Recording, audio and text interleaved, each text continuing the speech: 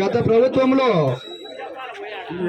ముసలోళ్లకు నెలకు 250 రూపాయలు, సంవత్సరానికి 250 రూపాయల ప్రకారము 4 సంవత్సరాలకు 1000 రూపాయలు ఇచ్చిండ్రు. మన ప్రభుత్వం వచ్చిన తక్షణంలోనే 1000 రూపాయలు పెంచి ముస్లిం వారికి 4000 రూపాయలు చేసింది.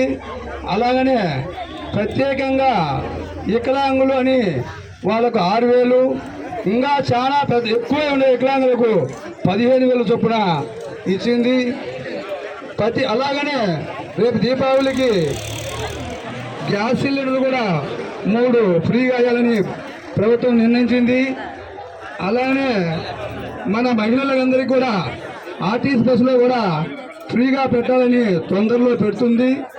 కాబట్టి మన ప్రభుత్వానికి ఆ ప్రభుత్వానికి చాలా తేడా ఉంది. కాబట్టి ఇది మంచి ప్రభుత్వం అనే ప్రోగ్రాం పెట్టారు.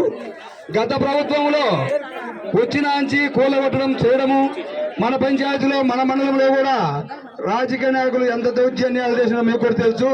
కానీ మన ప్రభుత్వంలో మన ఎమ్మెల్యే గారు, మన ముఖ్యమంత్రి గారి ఆధ్వర్యంలో యాన్నే కానీ ఒక చిన్న చిటుకుమని దౌర్జన్యాలు కూడా చేయలేదు. కానీ ఇప్పుడు కూడా మన ఎమ్మెల్యే గారు ఒకటే ఆశయం, మన ఎమ్మెల్యే మంచి ఎమ్మెల్యేనుగా ఆయన శ్మశానాలు కూడా శ్రీకారం చుట్టాలని ఆయన ఆలోచనలో ఉంది.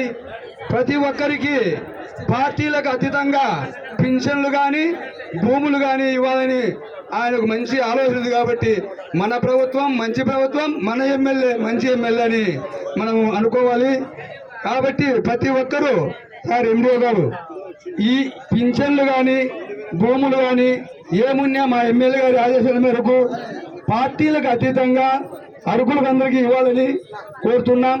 అలానే ఎమ్మెల్యే కూడా మేము ఆయన దృష్టికి కూడా తీసుకుపోతాం. సరే, ఓకే, ఇంత చాలా లేట్గా వచ్చిన క్షమించండి. సెలవు. థ్యాంక్ యూ అన్న. తప్పకుండా అర్హులైన ప్రజలందరికీ కూడా న్యాయం చేసే విధంగా చేస్తామని చెప్పి సభాముఖంగా తెలియజేసుకుంటాం.